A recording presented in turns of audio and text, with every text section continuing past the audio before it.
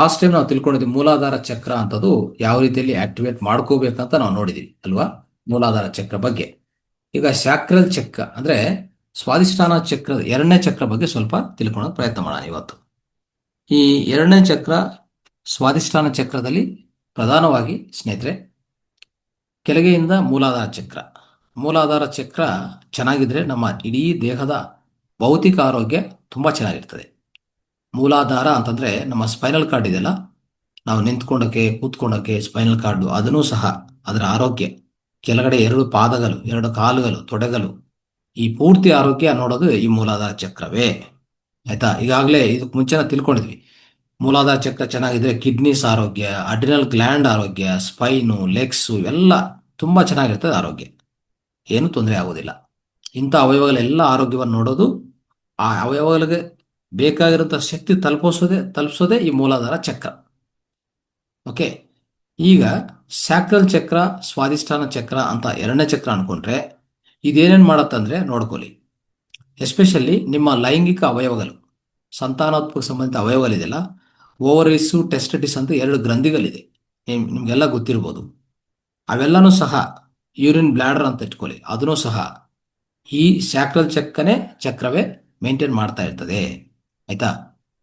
ಕೆಳಗಡೆ ನಾವು ಅನ್ಕೊಂಡಿದ ಪ್ರಕಾರ ಕೆಳಗಡೆ ಇರುವಂತ ಮೂಲಾಧಾರ ಚಕ್ರ ಅಂತ ಅನ್ಕೊಂಡಿದ್ರೆ ಅಲ್ಲಿರುವಂತ ಗ್ರಂಥಿ ಅನ್ಕೊಳ್ಳಿ, ಗ್ರಂಥಿ. ಅಲ್ಲಿರುವಂತ ಗ್ರಂಥಿ ನಾವು ಪ್ರಧಾನವಾಗಿ ಏನ್ ಹೇಳ್ಕೋಬೇಕಂದ್ರೆ ಆರ್ಡಿನಲ್ ಗ್ಲ್ಯಾಂಡ್ ಅಂತ ಇಟ್ಕೋಬೇಕಾಗತ್ತೆ. ಆರ್ಡಿನಲ್ ಗ್ಲ್ಯಾಂಡ್ ಅಂತ. ಓಕೆ, ಆರ್ಡಿನಲ್ ಗ್ಲ್ಯಾಂಡ್ ಅಲ್ಲೇ ಇರೋದು. ಆ ಚಕ್ರ ಅಂದ್ರೆ ಆ ಗ್ಲ್ಯಾಂಡ್ ಅಂತಾನೆ ಅರ್ಥ. ಭೌತಿಕ ದೇಹದಲ್ಲಿ ಗ್ಲ್ಯಾಂಡ್ ಅಂತೀವಿ, ಗ್ರಂಥಿ ಅಂತೀವಿ. ನಮ್ಮ ಪ್ರಾಣಮಯ ಕೋಶದಲ್ಲಿ ಒಂದು ಚಕ್ರ ಅಂತ ಕರಿತೀವಿ ನಾವು. ಆಯ್ತಾ? ಸೊ ಚಕ್ರ ಅಂದ್ರೆ ವಿಧ ವಿಧ ನಾಡಿಗಳು ಬಂದು ಅಲ್ಲಿ ಪ್ರಧಾನವಾಗಿ ಅಲ್ಲಿ ಜಾಯಿನ್ ಆಗತ್ತೆ ನೋಡಿ. ನಮ್ಮ ಎಸ್ಪೆಷಲಿ ಸೋಲಾರ್ ಪ್ಲೆಕ್ಸಸ್ ಅಂದ್ರೆ ನಮ್ಮ ನಾಭಿ ಪ್ರಾಂತ ಇದೆಲ್ಲ, ಅಲ್ಲಿಂದ ಇಡೀ ದೇಹಕ್ಕೆ ಪ್ರತಿ ಅವಯವಕ್ಕೆ ನರಗಳು ಪ್ರಯಾಣ ಆಗ್ತಾ ಇರ್ತವೆ. ಅಲ್ಲಿಂದ ರಕ್ತ ಅಂದ್ರೆ ರಕ್ತ ನಾಳಗಳು ಪ್ರಯಾಣ ಆಗ್ತಾ ಇರ್ತವೆ.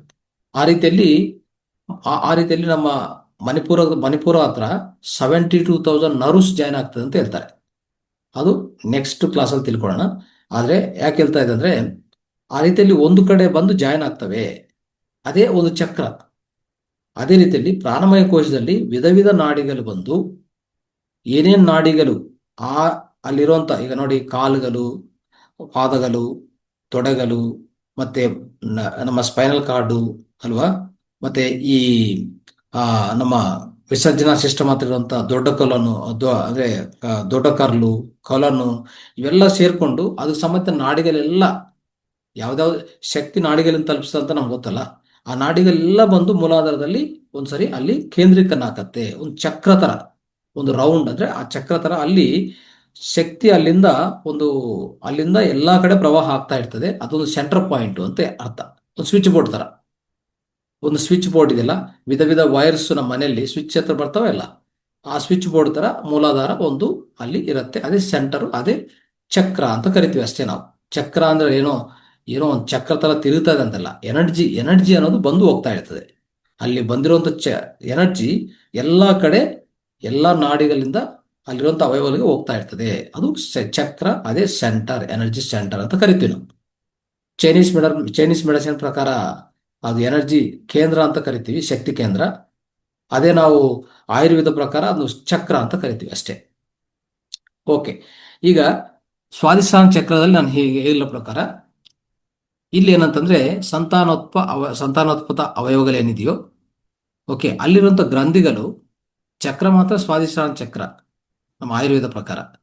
ಅಲ್ಲಿರುವಂತ ಗ್ರಂಥಿಗಳು ಯಾವ್ದಪ್ಪ ಭೌತಿಕ ದೇಹದಲ್ಲಿ ಅಂದ್ರೆ ಅಲ್ಲಿರುವಂತವೇ ಓವರೀಸ್ ಅಂಡ್ ಟೆಸ್ಟಿಟಿಸ್ ಗ್ರಂಥಿಗಳು. ನೆನ್ಪಿಟ್ಕೊಳ್ಳಿ. ಇದು ಕರೆಕ್ಟಾಗಿ ಕೆಲಸ ಮಾಡಿದ್ರೆ, ನಿಜವಾಗಿ ಹೇಳ್ತಾ ಇದ್ದೀನಿ, ಒಂದು ಅದ್ಭುತ ಕ್ರಿಯೇಟಿವಿಟಿ ಆಗಲಿ, ಸೆಕ್ಸುವಾಲಿಟಿ ಆಗಲಿ, ಎಮೋಷನ್ಸು, ಒಳ್ಳೆಯ ಸಂತೋಷ, ಯಾರಿಗೆ ಯಾವುದೇ ರೀತಿಯಲ್ಲಿ ಸಂತಾನೋತ್ಪತ್ತಿ ಕೊರತೆ ಬರೋದಿಲ್ಲ ಈ ಗ್ರಂಥಿಗಳು ಕರೆಕ್ಟ್ ಕೆಲಸ ಮಾಡಿದ್ರೆ. ಓಕೆ, ಅದಕ್ಕೆ ಇದು ಸ್ಯಾಕ್ರಲ್ ಚಕ್ರ ಅಂತ ನಾವು ಕರಿತೀವಿ ಇಂಗ್ಲೀಷಲ್ಲಿ. ಇದು ನೆನ್ಪಿಟ್ಕೊಳ್ಳಿ. ಸೊ ಇದನ್ನು ಖಂಡಿತ ಪ್ರತಿಯೊಬ್ಬರು, ಪ್ರತಿ ಮಕ್ಕಳಿಂದ ದೊಡ್ಡವರವರೆಗೂ ಇದನ್ನು ಆಕ್ಟಿವೇಟ್ ಮಾಡಿ ಚೆನ್ನಾಗಿ ನೋಡ್ಕೋಬೇಕು. ಇದನ್ನು ಆಕ್ಟಿವೇಟ್ ಮಾಡೋ ಥರ ನೋಡ್ಕೋಬೇಕು, ಬ್ಯಾಲೆನ್ಸ್ ಅಲ್ಲಿ ಇಟ್ಕೋಬೇಕು. ಇದು ಹೆಚ್ಚಾಗಿ ಕೆಲಸ ಮಾಡಬಾರ್ದು, ಕಡಿಮೆ ಕೆಲಸ ಮಾಡಬಾರ್ದು. ಮೆಥಡ್ ಯಾವುದೇ ಗ್ರಂಥಿ ಓವರಾಗಿ ಕೆಲಸ ಮಾಡಬಾರ್ದು, ಅಂಡ್ರಾಗಿ ಕೆಲಸ ಮಾಡಬಾರ್ದು. ಉದಾಹರಣೆ ಥೈರಾಯ್ಡ್ ನಾನು ಹೇಳಿದೆ, ಮೊನ್ನೆ ಹೇಳಿದೆ. ಹೈಪರ್ ಥೈರಾಯ್ಡ್, ಹೈಪೋಥೈರಾಯ್ಡ್ ಎರಡೂ ಕಷ್ಟನೇ ಅಲ್ವಾ? ಆ ರೀತಿಯಲ್ಲಿ ಪ್ರತಿ ಗ್ರಂಥಿ ಒಂಥರ ಅಸಮತೋಲ್ಯವಾಗಿರಬಾರ್ದು. ಸಮತೋಲ್ಯವಾಗಿ ಬ್ಯಾಲೆನ್ಸ್ ಆಗಿ ಕೆಲಸ ಮಾಡಬೇಕು. ನೋಡಿ, ಸ್ಯಾಕ್ರಲ್ ಚಕ್ರ ಕೆಲಸ ಮಾಡಿದ್ರೆ ಇನ್ಫರ್ಟಿಲಿಟಿ ಸಮಸ್ಯೆಗಳು ಬರೋದಿಲ್ಲ, ಮೆನ್ಸ್ಟ್ರಲ್ ಪ್ರಾಬ್ಲಮ್ಸ್ ಬರೋದಿಲ್ಲ. ಈ ಎರಡು ಬೇಕಲ್ಲ ಪ್ರತಿಯೊಬ್ಬರಿಗೆ. ಸ್ತ್ರೀಗೆ ಎಸ್ಪೆಷಲಿ ಸ್ತ್ರೀಗೆ, ಮಹಿಳೆಯರಿಗೆ ಇದು ಬೇಕಾಗಿರುವಂಥ ಅಂಶ. ಇನ್ಫರ್ಟಿಲಿಟಿ ಹೆಚ್ಚಾಗಿದೆ ಇತ್ತೀಚಿನ ಕಾಲದಲ್ಲಿ. ಸಿಂಪಲ್, ಅವ್ರು ಮಾಡಬೇಕಾಗಿರೋದು ಈ ಎರಡು ಗ್ರಂಥಿಗಳನ್ನ ಆಕ್ಟಿವೇಟ್ ಮಾಡ್ಕೋಬೇಕಷ್ಟೇ. ಪ್ರತಿನಿತ್ಯ ನಾವು ಹೇಳುತ್ತಾ, ಈಗ ಹೇಳಬೇಕು, ಈಗ ನಾವು ಏನು ಹೇಳ್ತೀವೋ ಟೆಕ್ನಿಕ್ಸ್ ಫಾಲೋ ಮಾಡಿದರೆ, ಆ ಓವರಿಸ್ ಟೆಸ್ಟಿಸ್ ಗ್ರಂಥಿಗಳು ಸರಿಯಾಗಿ ಕೆಲಸ ಮಾಡಿದರೆ ಅವ್ರಿಗೆ ಯಾವುದೇ ರೀತಿಯಲ್ಲಿ ಇನ್ಫರ್ಟಿಲಿಟಿ ಪ್ರಾಬ್ಲಮ್ ಬರೋದಿಲ್ಲ, ಸಂತಾನಹೀನತೆ ಬರೋದಿಲ್ಲ. ಇದು ತುಂಬ ಪ್ರಾಬ್ಲಮ್ ಆಗಿದೆ. IVF ಹೋಗ್ತಾ ಇದ್ದಾರೆ. IVF ಅಲ್ಲಿ ಯಾರು ಸೆಮೆನ್ನು ಯಾರು ಅಂಡಗಳು ತಂದು ಮಿಕ್ಸ್ ಮಾಡ್ತಾರೆ ಯಾರು ಗೊತ್ತಿಲ್ಲ. ಅದು ನಿಮ್ಮ ಮಗು ಅಂತ ನೀವು ಹೇಳೋಕ್ಕೆ ಸಾಧ್ಯವಿಲ್ಲ. ನಿನ್ನ ಲಕ್ಷಣಗಳು ಆ ಮಗುವಲ್ಲಿ ಬರುತ್ತಂತನೂ ಗ್ಯಾರಂಟಿ ಇಲ್ಲ. ಏನು ಮಾಡ್ತೀರಾ? ದುಡ್ಡಿದೆ, ಹೋಗ್ತೀರಾ, ನಾನು ಸಂತಾನ ಆಗ್ತಾ ಇಲ್ಲ. ನೀವು ಮಾಡೋಂಥ ಜೀವನ ಶೈಲಿ ಸರಿ ಇಲ್ಲ, ನೀವು ಆಹಾರ ಸರಿ ಇಲ್ಲ, ಆಯ್ತಾ, ಯಾವುದೇ ಪ್ರಾಕ್ಟೀಸಸ್ ಮಾಡೋದಿಲ್ಲ, ಸೆಡೆಂಟ್ರಿ ಲೈಫ್ ಸ್ಟೈಲ್ ನಡೆಸ್ತೀರಾ, ಎಲ್ಲ ಗ್ರಂಥಿಗಳು ಅಸಂಪರ್ಕವಾಗಿ ಕೆಲಸ ಮಾಡ್ತಾ ಇದೆ, ಯಾವ ಗ್ರಂಥಿಗಳು ಆಕ್ಟಿವೇಶನ್ ಇಲ್ಲ. ಅವಾಗ ನಿಮಗೆ ಸಂತಾನ ಕೊರತೆ ಬಂತು. ನೀವು ಹಾಸ್ಪಿಟ್ಲಿಗೆ ಹೋದರೆ IVF ಕೊಡ್ತಾರೆ. IVF ಅಂದರೆ ಏನು? ಅಲ್ಲಿ ಒಂದು ಎಗ್ಗನ್ನು ಸಿಮೆನನ್ನು ಆ್ಯಡ್ ಮಾಡಿ ಅಲ್ಲಿ ಎರಡನ್ನೂ ಬ್ರೀಡಿಂಗ್ ಮಾಡಿದ ಮೇಲೆ ಬಂದಿರೋಂಥ ಆ ಒಂದು ಏನು ಆ ಅಂಡ ಇರುತ್ತೋ ಅದನ್ನು ಪ್ರವೇಶ ಮಾಡ್ತಾರೆ, ನಿಮ್ಮ ಗರ್ಭದಲ್ಲಿ ಪ್ರವೇಶ ಮಾಡ್ತಾರೆ. ಬಟ್ ಅದು ನಿಮ್ದ, ಯಾರಿಂದ ಬಂತು, ಎಲ್ಲಿಂದ ಬಂತು, ನಿಮ್ಗೆ ಐಡಿಯಾ ಇಲ್ಲ. No idea, no clue at all. ಅದು ಮಾಡೋಕ್ಕೆ ಅಷ್ಟು ಕಷ್ಟಪಟ್ಟು ಅಷ್ಟು ದುಡ್ಡುಗಳು ಕೊಟ್ಟು, ನಾನು ಮೊನ್ನೆ ಕೇಳ್ಪಟ್ಟೆ, ಆ, ಒಂದು ಸಂಘಟನೆ ಅಂದರೆ, ಮಗು ಹುಟ್ಟಿದೆ, ಆ ಮಗು ಹುಟ್ಟಿದಿಂದ ಸಣ್ಣ ಮಕ್ಕಳಿಂದ ಒಂದು ಒಂದು ಈವನ್ 4 ತಿಂಗಳು 5 ತಿಂಗಳಾಗಿದೆ ಅಷ್ಟೇ. ಅದೇನು ಗೊತ್ತಾ, non veg non veg non veg non veg ಇಲ್ಲ ಅಂದರೆ ಅದು ನಾನು ಒಂಥರ ಗಲಾಟೆ ಮಾಡೋದಂತ, ಮನೆ ಪೂರ್ತಿ ಗಲಾಟೆ ಮಾಡೋದು. ಅದು ನೋಡಿ, ಸಣ್ಣ ಮಗು. ಇವರು ಮನೆಯಲ್ಲಿ ಮತ್ತೆ ಅಂಥ ನಾನ್ ವೆಜ್ ತಿನ್ನೋರು ಯಾರಿಲ್ಲ ಹೇಳ್ಬೇಕಾದ್ರೆ. ಯಾಕಂದರೆ ಅದು IVF ಇಂದ ಹುಟ್ಟಿರೋಂಥ ಮಗು. ಈಗ ಏನು ಮಾಡ್ತಾ ಇದೆ ಗೊತ್ತಾ, ಆ ಮಗು ನಾನ್ ವೆಜ್ ಇದ್ರೆ ಕಿರಿಸ್ತದೆ, ಗಲಾಟೆ ಮಾಡ್ತದೆ, ಏನೇನೋ ಮಾಡ್ತದೆ. ಆದರೆ ಏನು ಮಾಡ್ತೀರಾ, ನೀವು IVF ಮಾಡ್ಕೊಂಡು ತಂದುಕೊಂಡಿದ್ರಲ್ಲ ಒಂದು ಮಗುವನ್ನು, ನಿಮ್ಮ ಸ್ವಂತ ಮಗು ಅಂತ ನೀವೇನು ಮಾಡಬೇಕು, ಕೊಡಲೇಬೇಕು. ಇಲ್ಲ ಅಂದರೆ ಅದು ಗಲಾಟೆ ಮಾಡಿ ನಿಮ್ಮ ಮೇಲೆ ಏನೇನೋ ಒಂಥರ ಕೆಟ್ಟದಾಗಿ ನಡ್ಕೊತದೆ. ಅದರ ಬಿಹೇವಿಯರ್ ಆ ರೀತಿಯಲ್ಲಿ ಇದೆ. ಅಂದರೆ ಏನು ಅರ್ಥ ಅಂತಂದರೆ, ನೋಡಿ ಸ್ನೇಹಿತರೆ, ಅಲ್ಲಿ ಬಂದಿರುವಂಥ ಸ್ಪೆರ್ಮ್ ಯಾವುದು, ಎಗ್ ಯಾರ್ದು, ಯಾರು ಗೊತ್ತಿಲ್ಲ. ಅಂಥ ಲಕ್ಷಣಗಳಿರುವಂಥ ವ್ಯಕ್ತಿಗಳಿಂದ ನೀವು ಕಲೆಕ್ಟ್ ಮಾಡಿ ಹಾಸ್ಪಿಟ್ಲ್ಗಳು ಬಿಸ್ನೆಸ್ ಮಾಡ್ಕೊಂಡು ಹೋಗ್ತಾ ಇದೆ. ಸ್ವಲ್ಪ ಇದನ್ನ ಅರ್ಥ ಮಾಡಿಕೊಂಡು ಸಹಜ ಪದ್ಧತಿಯಲ್ಲಿ ಹೋಗಿ ಇನ್ಫರ್ಟಿಲಿಟಿ ಇಶ್ಯೂಸ್ ಸಾಲ್ವ್ ಮಾಡ್ಕೊಳ್ಳಿ. ಆಮೇಲೆ ಮಹಿಳೆಯರಿಗೆ ಮೆನಿಸ್ಟ್ರಲ್ ಪ್ರಾಬ್ಲಮ್ ಜಾಸ್ತಿ ಇದೆ. ಮೆನಿಸ್ಟ್ರೇಷನ್ ಅಂದರೆ ಋತುಚಕ್ರ ಬರುವಾಗ ಪ್ರತಿ ತಿಂಗಳು ಅಲ್ಲಿ ಹೆಚ್ಚು ರಕ್ತ ಹೋಗೋದು, ಹೆಚ್ಚು ಕಮ್ಮಿ ಹೋಗೋದು, ಒಂಥರ ಇಂಬ್ಯಾಲೆನ್ಸ್ ಆಗಿ ಹೋಗೋದು, ನೋವು ಹೆಚ್ಚು ಬರೋದು, ಪೇಯ್ನ್ ಬರೋದು, ಇವೆಲ್ಲ ಆಗ್ತಾ ಇರ್ತದೆ. ಯಾಕಂದರೆ ಈ ಚಕ್ರ, ಈ ಸ್ಯಾಕ್ರಲ್ ಚಕ್ರ, ಸ್ವಾದಿಷ್ಟಾನ ಚಕ್ರ ಕೆಲಸ ಮಾಡ್ತಾ ಇಲ್ಲ ಅಂತ ನೆನ್ಪಿಟ್ಕೋಬೇಕು. ಆಯ್ತಾ? ಆಮೇಲೆ ಯೂರಿನ್ ಟ್ರ್ಯಾಕ್ ಇನ್ಫೆಕ್ಷನ್ಸ್ ಬರುತ್ತೆ, UTI ಅಂತ. ಅದು ಇದೇ ಕಾರಣ. ಲೋಯರ್ ಬ್ಯಾಕ್ ಪೇನ್ ಹೆಚ್ಚಾಗಿ ಬರೋದು ಅದು ಕಾರಣ. ಈ ಗ್ರಂಥಿಗಳು ಸರಿಯಾಗಿ ಕೆಲಸ ಮಾಡಿಲ್ಲ ಅಂದರೆ, ಈ ಚಕ್ರ ಸರಿಯಾದ ರೀತಿಯಲ್ಲಿ ಆಕ್ಟಿವೇಟ್ ಆಗಿಲ್ಲ ಅಂದರೆ. ಮತ್ತೆ ಸೆಕ್ಸುವಲ್ ಡಿಸ್ಫಂಕ್ಷನ್, ಆಯ್ತಾ? ಆಮೇಲೆ ಪೆಲ್ವಿಕ್ ಪೇನು, ಹಿಪ್ ಅಂದರೆ ಈ ಸೊಂಟೆ ನೋವು. ಆಮೇಲೆ ಮೂಡ್ ಸ್ವಿಂಗ್ಸ್ ಹೆಚ್ಚಾಗ್ತದೆ ನೋಡಿ, ಮೂಡ್ ಸ್ವಿಂಗ್ಸ್ ಭಯಂಕರ ಆಗ್ತಾ ಇರ್ತದೆ. ಅವ್ರಿಗೂ ಸಹ ಈ ಗ್ರಂಥಿ ಸರಿಯಾಗಿ ಕೆಲಸ ಮಾಡ್ತಾ ಇಲ್ಲ ಅಂತ ನೆನ್ಪಿಟ್ಕೊಳ್ಳಿ. ಆಯ್ತಾ? ಆ ರೀತಿಯಲ್ಲಿ. ಆಮೇಲೆ ತುಂಬ ಜನ ಈ ಅಡಿಕ್ಷನ್ಸ್ ಅಂದರೆ ವ್ಯಸನಗಳಿಗೆ ಲೋನ್ ಆಗ್ತಾರೆ. ಅಂದರೆ ಕುಡಿಯೋ ವ್ಯಸನ, ಆ? ಆಮೇಲೆ ಓವರ್ ಸೆಕ್ಸ್, ಅದೊಂದು ವ್ಯಸನ. ಆಮೇಲೆ ಈ ಸಿಗರೇಟ್ ಸೇದಿಸೋದು, ಇದೆಲ್ಲ ಇಂಥ ವ್ಯಸನ. ಇವೆಲ್ಲ ವ್ಯಸನಗಳು ಜಾಸ್ತಿ ಇರುತ್ತೆ. ಕೆಟ್ಟ ಅಭ್ಯಾಸಗಳ ವ್ಯಸನಗಳು ಇವೆಲ್ಲ ಇರುತ್ತೆ. ಅದೊಂದು ಪ್ರಾಬ್ಲಮ್ ಆಗಿದೆ. ಕಿಡ್ನಿ ಸ್ಟೋನ್ ಬರೋದಕ್ಕೂ ಕಾರಣ ಈ ಗ್ರಂಥಿ ಸರಿಯಾಗಿ ಕೆಲಸ ಮಾಡಿಲ್ಲ ಅಂದರೆ. ಅನಿಮಿಯಾ ಬರೋದಕ್ಕೆ ಕಾರಣ ಈ ಗ್ರಂಥಿ ಸರಿಯಾಗಿ ಕೆಲಸ ಮಾಡೋಕ್ಕಿಲ್ಲ ಅಂದರೆ. ಸೊ ನೆನಪಿಟ್ಕೊಂಡು ದಯವಿಟ್ಟು ಇಂಥ ಪ್ರಾಬ್ಲಮ್ಸ್ಗೆಲ್ಲ ಸಾಲ್ವ್ ಮಾಡೋಕ್ಕೆ ಏನು ಮಾಡ್ಬೇಕು ನಾವು? ಈಗ ಈ ಚಕ್ರವನ್ನು ಆಕ್ಟಿವೇಟ್ ಮಾಡ್ಕೋಬೇಕಾಗತ್ತೆ. ಈ ಚಕ್ರವನ್ನು ಆಕ್ಟಿವೇಟ್ ಮಾಡ್ಕೊಂಡಕ್ಕೆ ನಮಗಿರುವಂಥ ಅದ್ಭುತವಾದ ಪರಿಹಾರಗಳು ಏನು ಅಂತ ನಾವು ನೋಡೋಕ್ಕೆ ಪ್ರಯತ್ನ ಮಾಡೋಣ. ಓಕೆ, ಇನ್ನು ಸ್ವಲ್ಪ ನೋಡ್ತಾ ಹೋದರೆ, ಈ ಚಕ್ರ ಸರಿಯಾಗಿ ಕೆಲಸ ಮಾಡಿಲ್ಲ ಅಂದರೆ ಒಂಥರ ಅವ್ರಿಗೆ ಹೇಗಿರುತ್ತೆ ಅಂದರೆ, ಅವ್ರ ಲೈಫು ಅಷ್ಟೇ. ಆಯಿತಾ? ಸೊ ಅವ್ರು ಲೈಫ್ನ ಎಂಜಾಯ್ ಮಾಡೋಕ್ಕೆ ಸಾಧ್ಯವಿಲ್ಲ ಖಂಡಿತ. ಅವ್ರಿಗಂತೂ ಗಿಲ್ಟ್ ಫೀಲಿಂಗ್ಸು ಈ ಥರ ಆಗ್ತಾ ಇರ್ತವೆ. ಹೌದಾ? ಮತ್ತೆ ಸೆಕ್ಸುವಾಲಿಟಿಯಿಂದ ಅವ್ರು ಡಿಸ್ಕನೆಕ್ಟ್ ಆಗಿರ್ತಾರೆ ಈ ಚಕ್ರ ಸರಿಯಾಗಿ ಕೆಲಸ ಮಾಡಿಲ್ಲ ಅಂದರೆ. ಆಯ್ತಾ? ಸೊ ಇಂಥವು ಅನೇಕ ಅಂದರೆ ಎಮೋಷನ್ಸು ಸಹ. ಓಕೆ. ಸೊ ಅವ್ರಿಗೆ ಅವ್ರಿರೋಂಥ ಫೀಲಿಂಗ್ಸನ್ನು ಸಪ್ರೆಸ್ ಮಾಡ್ಕೊಂಡು ಇರ್ತಾರೆ. ಎಮೋಷನ್ಸ್ನು ವ್ಯಕ್ತಪಡಿಸೋಕ್ಕೂ ಆಗಲ್ಲ. ಆ ರೀತಿಯಲ್ಲಿ ಅವ್ರು ಸಫರ್ ಆಗ್ತಾ ಇರ್ತಾರೆ. ಆ ರೀತಿ ಇರುವಾಗ ಈ ಪರ್ಟಿಕ್ಯುಲರ್ ಚಕ್ರವನ್ನು ನಾವು ಆಕ್ಟಿವೇಟ್ ಮಾಡ್ಕೊಳ್ಳೋ ವಿಧಾನ ಏನು ಅಂತಂದ್ರೆ, ಒಂದು ಮುದ್ರಾ ಥೆರಪಿಯಲ್ಲಿ ನೋಡ್ಕೊಳ್ಳಿ. ವರ್ಣ ಮುದ್ರಾ. ಆಯ್ತಾ? ವರುಣ ಮುದ್ರಾ. ಓಕೆ. ವರುಣ ಮುದ್ರಾ ನಿತ್ಯವಾಗಿ ಮಾಡಿ. ಆಯ್ತಾ? ಸೊ 15 ನಿಮಿಷ ಒಂದು ಬಾರಿ 3 ಬಾರಿ ಮಾಡಬೇಕು ದಿನಕ್ಕೆ. ಯಾವ ಸಮಯದಲ್ಲಿ ಎಲ್ಲಿಯಾದ್ರೂ ಮಾಡ್ಕೊಳ್ಳಿ. ಇದು ವರುಣ ಮುದ್ರಾ. ಯಾವುದಕ್ಕೆ? ಸಾಕ್ರಲ್ ಚಕ್ರ, ಸ್ವಾದಿಷ್ಠಾನ ಚಕ್ರ ಆಕ್ಟಿವೇಟ್ ಮಾಡ್ಕೊಳಕ್ಕೆ. ಆಮೇಲೆ ಇನ್ನೊಂದೇನಂದ್ರೆ, ಆ ಒಂದು ಆಕುಪ್ರೆಸರ್ ಪಾಯಿಂಟ್ ಇದೆ. ಆಕುಪ್ರೆಸರ್ಲಿ ನಾವು ಪರಿಹಾರ ಕೊಡ್ಬೋದು ಇದಕ್ಕೆ. ಯಾವ ರೀತಿಯಲ್ಲಿ ಅಂತಂದ್ರೆ, ನೀವು ನೋಡ್ಕೊಳ್ಳಿ. ಇದು ಹಸ್ತ ಇದೆಲ್ಲ, ಹಸ್ತ. ನಿಮಗೆ ಕಿಡ್ನಿ ಪಾಯಿಂಟ್ ಅಂತ ತೋರಿಸಿರ್ತೀವಿ ನಾವು ಇದಕ್ಕೆ ಮುಂಚೆನೆ. ಅದು ಆಲ್ಮೋಸ್ಟ್ ಲೈಕ್ ಸೆಂಟರ್ ಬರುತ್ತೆ. ಅದು ಸೆಂಟರ್ ಅಂದ್ರೆ ಪ್ರಧಾನವಾಗಿ ಈ ಪ್ರಾಂತ. ನೀವು ಬೇಕಂದ್ರೆ ಕಿಡ್ನಿ ಪಾಯಿಂಟ್ ಅಂತ ನೋಡ್ಕೊಳ್ಳಿ. ಆ ಚಿತ್ರ ನಿಮ್ಮ ಹತ್ರ ಎಲ್ಲರೂ ಆಕುಪ್ರೆಸರ್ ಬಂದೋಗಿರೋದು ಇದಾರಲ್ಲ, ಅವರು ಸ್ವಲ್ಪ ನೋಡ್ಕೊಳ್ಳಿ, ನಿಮ್ಗೆ ಅರ್ಥ ಆಗತ್ತೆ.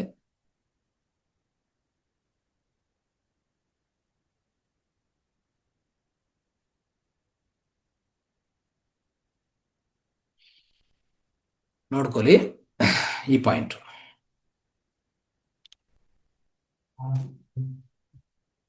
ಕಾಣಿಸ್ತಾ ಇದೆಯಾ?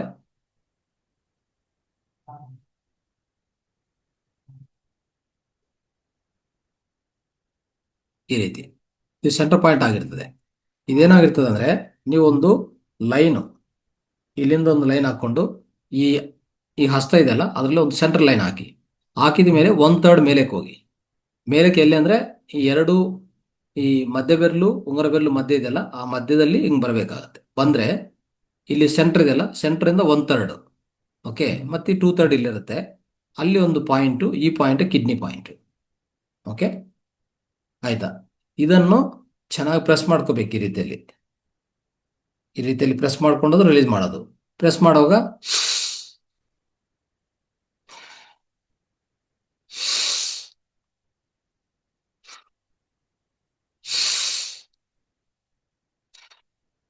ಈ ರೀತಿಯಲ್ಲಿ ಮಾಡಿ, ಎಲ್ಲರೂ ಮಾಡಿ.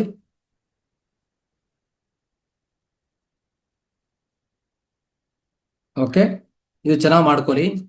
ಸ್ವಾದಿಷ್ಠಾನ ಚಕ್ರ ಆಕ್ಟಿವೇಟ್ ಆಗತ್ತೆ. ಆಯ್ತಾ?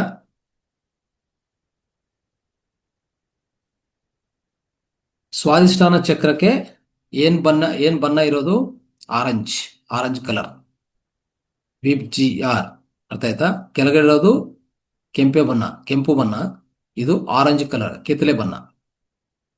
ಕಿತ್ತಲೆ ಬಣ್ಣನು ಹೆಚ್ಚಾಗಿ ಉಪಯೋಗಿಸ್ಕೋಬೇಕಾಗತ್ತೆ. ಸೊ ಇಲ್ಲಿ ಪ್ರಧಾನವಾಗಿ ಏನ್ ಮಾಡ್ಬೇಕಂದ್ರೆ, ಈ ಚಕ್ರವನ್ನು ಆಕ್ಟಿವೇಟ್ ಮಾಡ್ಕೊಳಕ್ಕೆ ನೋಡ್ಕೊಳ್ಳಿ. ಇಲ್ಲಿ ಒಂದು ಮೆಂತಿ ಸೀಡ್ಸ್, ಬ್ಲ್ಯಾಕ್ ಪೆಪ್ಪರ್ ಇಟ್ಕೊಳ್ಳಿ. Black pepper. ಆಯ್ತಾ? ಆರೆಂಜ್ ಸೀಡ್ಸ್ ಗೊತ್ತಲ್ಲ, ಆರೆಂಜ್ ಫಲ ಇದೆಲ್ಲ, ಫ್ರೂಟ್. ಅದರ ಆ ಸೀಡ್ ಇಟ್ಕೊಂಡು ಟೇಪ್ ಹಾಕಿ ಇಡೀ ನೈಟ್ ಇಟ್ಬಿಡಿ.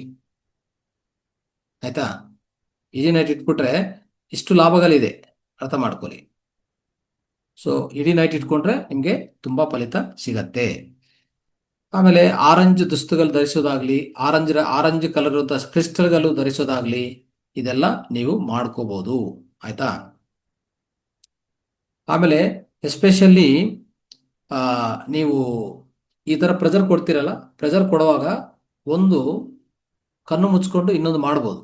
ಆ ಪ್ರೆಜರ್ ಕೊಡುವಾಗ ನಿಮ್ಮ ದೇಹದಲ್ಲಿ ಆ ಸ್ಯಾಕ್ರಲ್ ಚಕ್ರ ಎಲ್ಲಿರ್ತದೆ?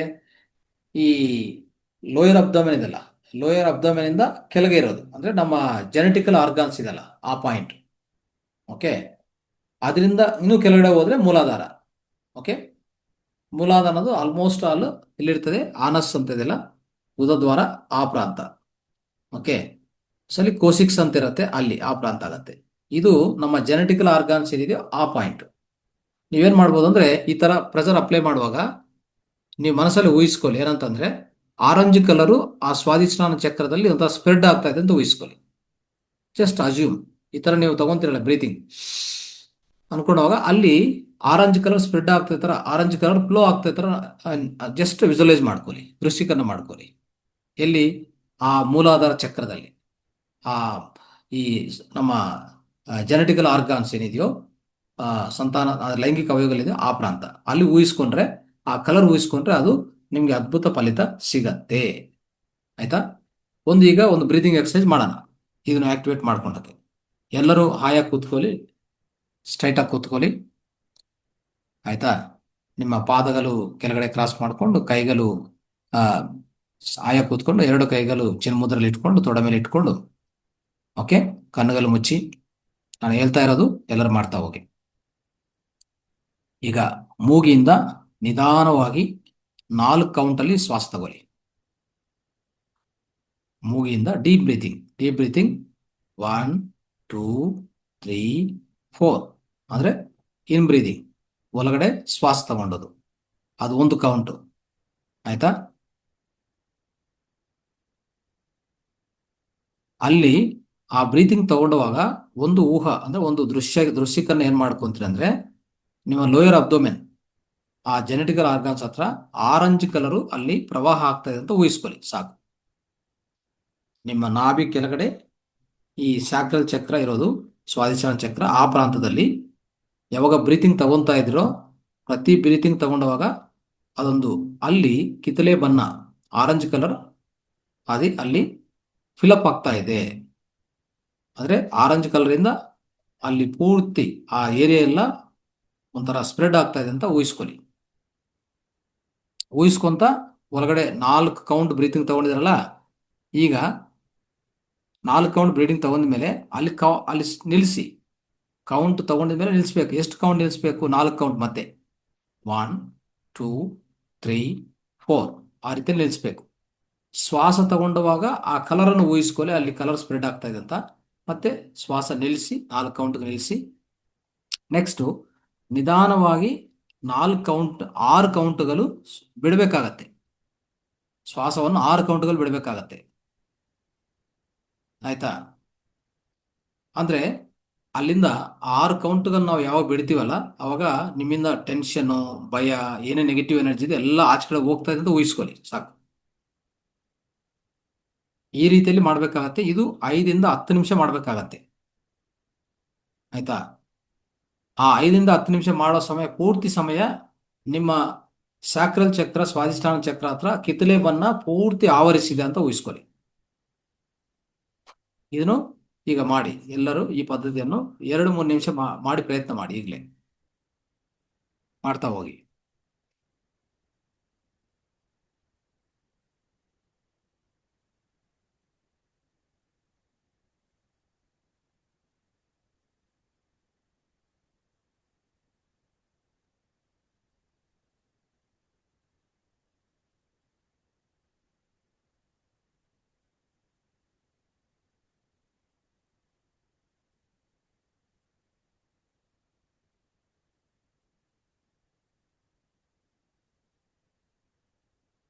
ಒಂದು 3 to 4 ಕೌಂಟ್ಸ್ ಮಾಡಿ.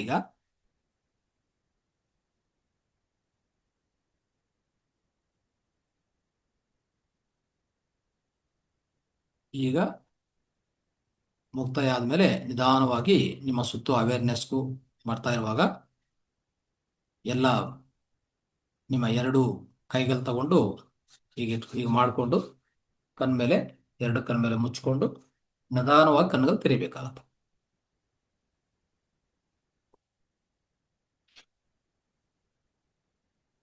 ಓಕೆ?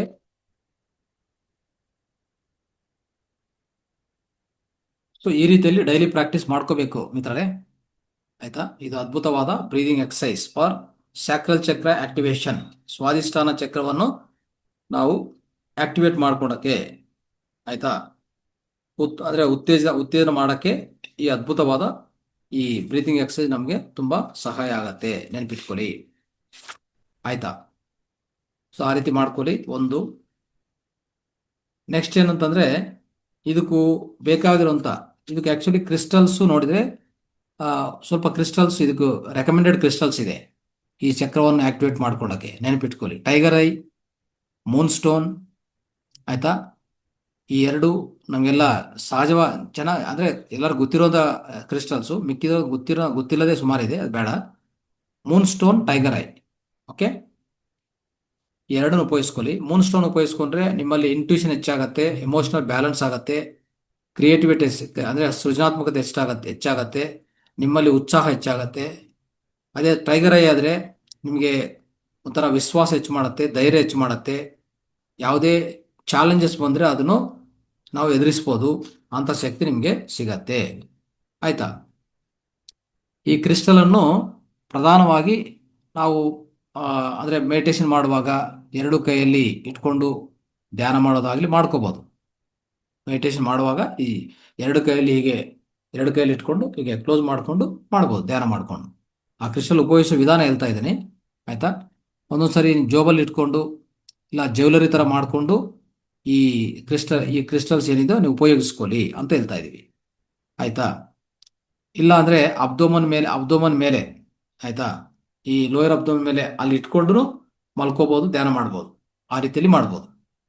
ಈ ಕ್ರಿಸ್ಟಲ್ ಅನ್ನು ಯಾವ ಕ್ರಿಸ್ಟಲ್ ಹೇಳ್ತಾ ಇದೀವಿ ಅದು. ಇದು ಸ್ವಲ್ಪ ನೆನ್ಪಿಟ್ಕೊಳ್ಳಿ. ಆಯ್ತಾ? ಸೊ ಇನ್ನೊಂದೇನಂದ್ರೆ ವಾತಾವರಣ, ಅಂದ್ರೆ ನಮ್ಮ ಸುತ್ತು ವಾತಾವರಣ ಹೇಗಿರ್ಬೇಕಂದ್ರೆ ಈ ಕಲರ್ ಥೆರಪಿನೂ ಒಂದು ಭಾಗ ಆಗಿದೆ ಇದರಲ್ಲಿ. ನಮ್ಮ ಸುತ್ತು ಇರುವಂತ ಸಸ್ಯಗಳಾಗ್ಲಿ, ಡ್ರೆಸ್ಗಳು, ಉದಾಹರಣೆಗೆ ಹೇಳ್ತಾ ಇದ್ದೀನಿ, ಕಲರ್ ಡ್ರೆಸ್ಸು, ಆ ಆರೆಂಜ್ ಕಲರ್ ಇರುವಂತ ಆ ಪ್ರದೇಶದಲ್ಲಿ ಹೆಚ್ಚು ಓಡಾಡುವಾಗ ನಮಗೆ ಆ ಕಲರ್ ನೋಡ್ತಾ ಇರುವಾಗ ಆ ಚಕ್ರ ಆಕ್ಟಿವೇಟ್ ಬರುತ್ತೆ. ವಿಜುವಲೈಸೇಷನ್, ಧ್ಯಾನ ಮಾಡುವಾಗ ಈಗಾಗಲೇ ಹೇಳಿದೆ, ಆರೆಂಜ್ ಲೈಟ್ ಅನ್ನು ಆ ಲೋಯರ್ ಅಬ್ಡೋಮಿನ್ ಪೋರ್ಷನ್ ಅಲ್ಲಿ ಊಹಿಸ್ಕೊಂಡು ಅಲ್ಲಿ ಫ್ಲೋ ಆಗ್ತಾ ಇದೆ, ಚೆನ್ನಾಗಿ ಪ್ರವಾಹ ಆಗ್ತಾ ಇದೆ ಅಂತ ಊಹಿಸ್ಕೊಂಡ್ರೆ ನಿಮಗೂ ಬೇಗ ಆಕ್ಟಿವೇಟ್ ಆಗತ್ತೆ. ಆಯ್ತಾ? ಆಮೇಲೆ ನಮ್ಮ ಸುತ್ತು ಇರುವಂತ ನೋಡಿ, ನಾವು ಏನೋ ವಾತಾವರಣಕ್ಕೆ ಹೋಗಿದಂತ ಇಟ್ಕೊಳ್ಳಿ. ಒಂದು ವಾತಾವರಣ ಅಂದ್ರೆ ಒಂದು ಪ್ರಕೃತಿಗೆ ಹೋಗಿದಂತ, ಪ್ರಕೃತಿಯಲ್ಲಿ ಈ ಆರೆಂಜ್ ಫ್ಲವರ್ಸ್ ಇರುವಂಥದ್ದು, ಫ್ರೂಟ್ಸ್ ಇರುವಂಥದ್ದು ಅಲ್ವಾ, ಅಂತ ಪ್ರದೇಶದಲ್ಲಿ ಹೋಗುವಾಗ ಈ ಚಕ್ರ ಆಕ್ಟಿವೇಟ್ ಬರುತ್ತೆ. ಈಗ ಆರೆಂಜು ಗಾರ್ಡನ್ ಇರ್ಬೋದು ಉದಾಹರಣೆಗೆ, ಆರೆಂಜ್ ಫ್ಲವರ್ಸು ನೋಡ್ತಾ ಆ ಗಾರ್ಡನ್ ಅಲ್ಲಿ ಓಡಾಡ್ತಾ ಇದ್ರೆ ನಮಗೆ ಈ ಚಕ್ರ ಆಕ್ಟಿವೇಶನ್ ಬರುತ್ತೆ. ಬ್ರೀತಿಂಗ್ ಎಕ್ಸರ್ಸೈಸ್ ಈಗಾಗಲೇ ಹೇಳಿದ್ದೀನಿ, ಬ್ರೀತಿಂಗ್ ಮಾಡ್ಕೊಳ್ಳುವಾಗ ಖಂಡಿತ ಈ ಈ ಕಲರ್ನ ಊಹಿಸ್ಕೊಂಡೇ ನೀವು ಮಾಡ್ಕೊಳ್ಳಿ, ಒಳ್ಳೇದಾಗತ್ತೆ. ಆಮೇಲೆ ಇದಕ್ಕೆ ಆಹಾರ ಅಂದ್ರೆ orange fruits, vegetables orange colour ಅಂತ ಇರೋದು, ಉದಾಹರಣೆಗೆ ಕ್ಯಾರೆಟ್ಸ್ ಆಗಲಿ, ಸ್ವೀಟ್ ಪೊಟಾಟ್ಯಾಸು, ಆರೆಂಜು, ಮ್ಯಾಂಗೋಸು, ಇಂಥವೆಲ್ಲ ಸ್ಯಾಕ್ರಲ್ ಚಕ್ರ ತುಂಬಾ ಉಪಯೋಗ ಆಗ್ತದೆ, ನೆನಪಿಟ್ಕೊಳ್ಳಿ. ಆಮೇಲೆ ಇವು ಬೀಜಗಳು, ಆಲ್ಮಂಡ್ಸು, ವಾಲ್ನಟ್ಸು, ಮತ್ತೆ ಈ ಗುಂಬಳಕಾಯ ಅಂತಂದ್ರೆ ಪಂಪ್ಕಿನ್ ಸೀಡ್ಸ್ ಅಂತ ಹೇಳ್ತೀವಲ್ಲ, ಮತ್ತೆ ಸನ್ಫ್ಲವರ್ ಬೀಜಗಳು, ಇಷ್ಟೆಲ್ಲ ಇದಕ್ಕೂ ಉಪಯೋಗ ಆಗತ್ತೆ. ಆಯ್ತಾ?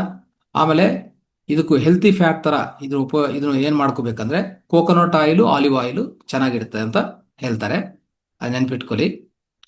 ಆಮೇಲೆ ಈ ರೀತಿಯಲ್ಲಿ ಬೀನ್ಸ್ನ ಉಪಯೋಗಿಸ್ಕೋಬಹುದು.